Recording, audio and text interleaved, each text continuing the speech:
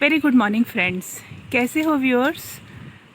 आशा करती हूँ आप सब लोग अच्छे हो, अपने घरों में खुश हो और मज़बूत भी महसूस कर रहे हो। सोशल मीडिया में आजकल चारों तरफ एक ही बात है, डिप्रेशन सुसाइड्स, और वो भी यूथ में। मतलब ऐसे लगता है कि जैसे ये भी कोई एक नई बीमारी चल पड़ी है जिसका कि हमारे पास कोई इलाज ही नहीं है।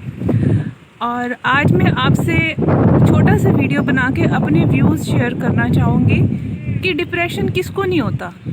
ज़िंदगी इतनी मुश्किल होती जा रही है आजकल, सबको डिप्रेशन होता है। तो फ़र्ज़ तो ये बनता है घर के बड़े बुज़ुर्गों का कि बच्चों को ज़िंदगी के असली मायने भी समझाएं, लेकिन आजकल टीचरों के पास भी टाइम नहीं है और पेरेंट्स के पास भी टाइम नहीं है। बस एक ही दौड़ लगी हुई है, अच्छे नंबर लेके आने हैं, अच्छी जगह एडमिशन लेनी है, अच्छी पढ़ाई करनी है, फ़ॉरेन जाना है, अच्छे मोटे मोटे पैकेजों वाली नौकरियां करनी है। लेकिन जब असफलता मिले या धोखे मिले, उनको कैसे डील करना है ये बताया नहीं जाता। फिल्में भी कई बनाई जा रही हैं आजकल इसके ऊपर, लेकिन वो सिर्फ फिल्में हैं। उनमें भी बस पैसा कमाने का मेन एम होता है कि एक्चुअली जो बात है वो बच्चों को, समाज को सिखाई नहीं जाती कि असफलता को कैसे डील करना है। हम सब सफलता के पीछे भाग रहे हैं, सबको सक्सेस चाहिए, सबको पैसा चाहिए, सबको बड़ी गाड़ी चाहिए, सबको अच्छा घर गृहस्थी चाहिए, तो बुरी चीज़ें किसको मिलेंगी?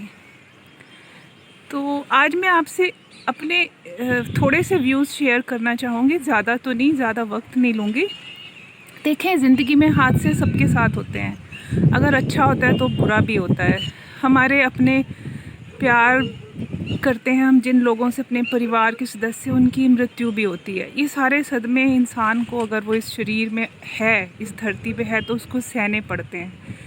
लेकिन जब असफलता आती है तब एक चीज़ हम कर सकते हैं कि जो इससे पहले के जो सुख भगवान ने हमको दे रखे हैं, क्या हमने उसके लिए उसका शुक्रिया अदा किया? नहीं किया ना। प्लेट में रोटी थी, सर पे छत थी, पहनने को अच्छे कपड़े थे, कार थी, बैंक में पैसा था, अभी तक तो उसका शुक्रिया अदा नहीं किया। तो जब हादसे होते हैं ज़िंदगी में तो सबसे पहले रुक जाना चाहिए और आगे भागने की ज़रूरत नहीं है।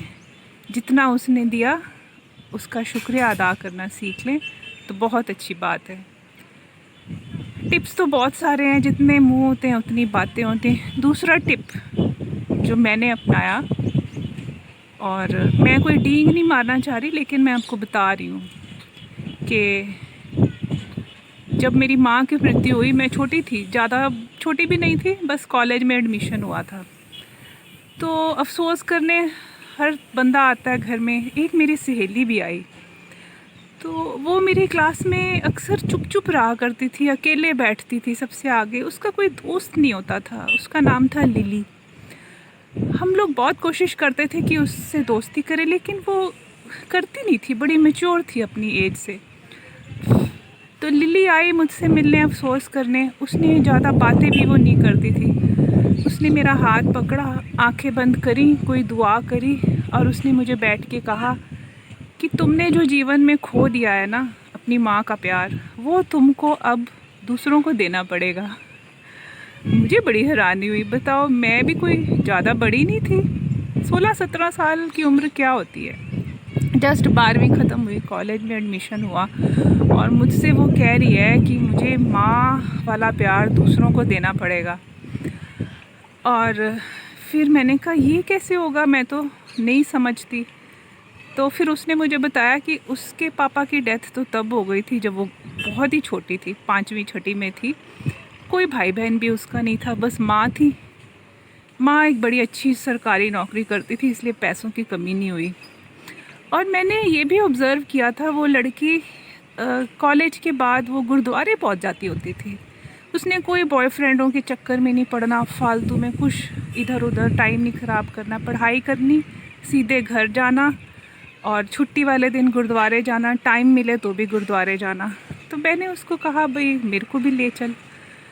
तो हालांकि मैं सिख तो नहीं हूँ, लेकिन हमारे परिवार में कोई ऐसी बंदिश नहीं है, किसी भी धर्म को पढ़ सकते हैं, जान सकते हैं, वहाँ जा सकते हैं। तो उसके साथ मैंने भी गुरुद्वारे जाना शुरू कर दिया। और अगर आपको नहीं पता तो मैं आपको बता दूं कि सिखों के गुरु ये कह कर के गए थे कि गुरुद्वारे में कोई भी आए उसको भूखा नहीं भेजना। आप कभी भी जाइए गुरुद्वारे, आप अमीर हो गरीब हो, आप करोड़पति हो या रिक्शा चलाते हो, आपको वहाँ खाना, प्रसाद, पानी, बैठने को जगह, प्यार, चाय वाय सब मिलता है। तो इतना 24 घंटे आप कभी भी किसी भी गुरुद्वारे में चले जाएं, खाना आपको ज़रूर मिलेगा, भूखे पेट आपको जाने नहीं देंगे। तो वो वहाँ पे सेवा करती थी, गुरुद्वारे में वॉलंटियर काम करती थी। कहा उसने मुझे कुछ नहीं, बस मुझे भी समझ आ गई। फिर मैंने भी क्या किया, अपने पिताजी को बोला कि भाई मुझे तो अनाथ आश्रम में जाया करना है। क्योंकि घर में क्या होता था, रसोई में खाना बनाओ तो हर चीज़ माँ की याद दिलाए, तवा धो तब माँ की याद, क्योंकि अब माँ तो चीज़ ही ऐसी होती है, बुलाने वाली तो होती नहीं है। घर में चारों तरफ माँ गूंजती थी। मुझे लगा मैं तो हो जाऊँगी पागल। और मैं छोटी भी थी और मेरे सामने बहुत पढ़ाई भी पड़ी थी, बस कॉलेज में एडमिशन नहीं हुआ था। कॉलेज की पढ़ाई 5 साल की, और लगा ऐसे तो ज़िंदगी नहीं कटनी। एक आध महीना बहुत डिप्रेशन हुआ। और डिप्रेशन एक ऐसी चीज़ है, सदमे।